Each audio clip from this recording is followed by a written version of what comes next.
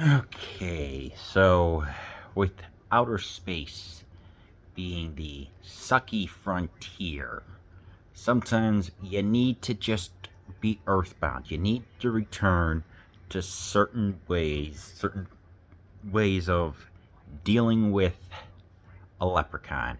And you need someone who can just as easily be more witty, I guess is the word.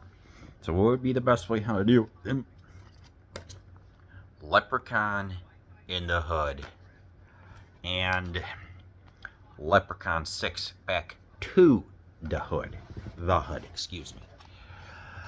I liked these movies. I really did. I think that this is what Davis needed, was just something to get himself back to just basics. And Ice-T is also in the first one. In the fifth movie where he plays a record executive. You can't make this stuff up. He's playing a fictionalized or satirical version of himself. No, this was before he was on Law and Order.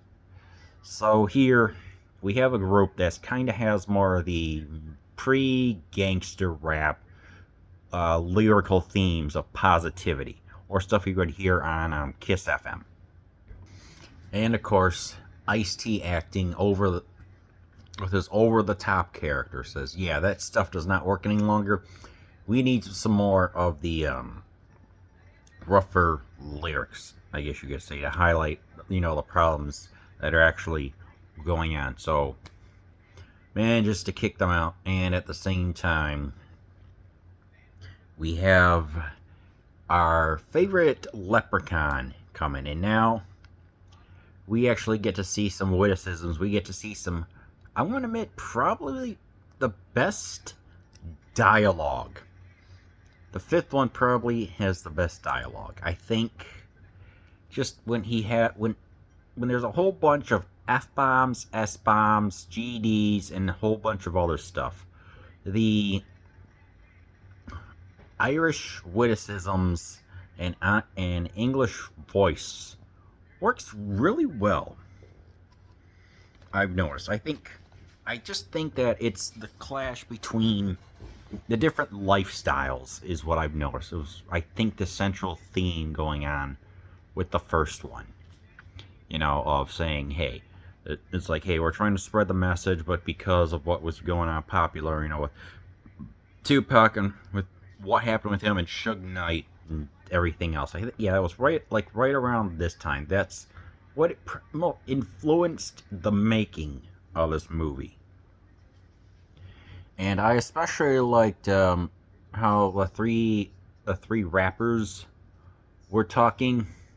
I don't know. I just liked the way how it was filmed and shot, and it just looked like, hey, we're making effort go into this. I mean, even the shot where they're talking on the rooftop about saying, hey, we need to change our style. Are we still going to go with the positivity, or are we going to have the are we going to go in the way of gangster rap that NWA and everyone NWA, who's the guy with the DMX, etc. did. So it was interesting to see a little bit of rap hip hop history, going on here. I don't know. I liked it, and of course the way how it was also very funny to see the leprechaun smoke marijuana. It was funny. I don't know. I just liked it. It was so funny to see him smoke marijuana. But then, of course, even him rapping was freaking great. This was phenomenal. We get some nice locales, and this is also the only movie where he wins, where he's still alive at the end, and that's freaking great. So, oh man. I enjoyed this one, and of course Ice-T, you're waiting for his character to pass on because he's such a dick. Then when there's a standoff towards the end, one of the positive rappers are dealing with T's character, and says, "Look behind you, there's a leprechaun." "Oh no, I ain't falling for the oldest trick in the book, mother effer." Turns around, impales him, but in the best way possible. It was so freaking great. I liked it. Highly recommend that one. As for Back to the Hood, it was what I noticed with this one. It was trying to combine the what's the set the premise of the first one of a bunch of people who didn't know what was going on because the Leprechaun gets revived, and now we have some people dealing with the gold, and of course now we're going to have the whole hustle and flow of everything. This one's all right, I guess. It's still good. It's still funny as heck, you know. But it does tend to repeat some of the jokes going on, but I think it feels still fresh enough, in my opinion, to where you don't have to worry about it being too boring. But then again, this movie is this is such a low budget movie. There's barely any changes in the cinematography. You're gonna have the inside of a house and outside, maybe some other places. Plus, long takes, which surprised me. And I'm thinking, long takes in a Leprechaun movie. At least the dialogue be interesting. And if you like if you like movies like that, you know, like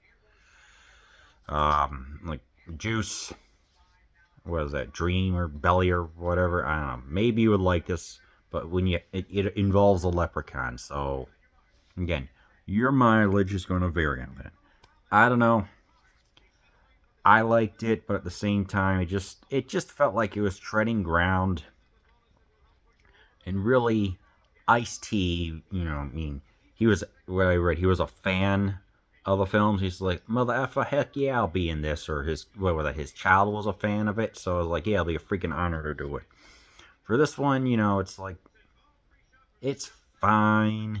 I guess, you know, they try different ways of eliminating him. They even have a psychic to try and predict what his weakness is, and they do bring in some of the mythology. I liked how they brought back some mythology and repurposed it enough to where it felt fresh. So as I'm reviewing this, you know, I'm thinking, okay, maybe it's not that bad. It's a little bit less than the previous ones, which is fine. And I will give it a pass for that. But you know, they try out different ways how to eliminate him. You know, I like the fist fight that was going on between one group, one posse, and another one else. Like, so they're imagine just a big tough guy punching a little person, and the little person just keeps arising and arising, and all the while the big guys are getting tired. I mean, they even try putting some bullets through him, but you know, it does seem to phase him a little bit. But then he gets like right back up about a couple minutes later, which I like. So I don't know. Like I said, first one you're gonna like because Ice-T and everyone's playing it straight. The second one just felt a little misguided. Your mileage may vary, but there were some scenes I liked in it. So yeah, ultimately, I do recommend that you watch. Leprechaun in the Hood and Leprechaun 6 Back to the Hood. Oh, and trivia for either fifth one or sixth one. Somehow befitting, Warwick Davis had chronic flatulence, and there was also power outages going on, so the filming of this was delayed. I don't know why. That's just funny to me. So yeah, Leprechaun 5 and 6, give them a watch.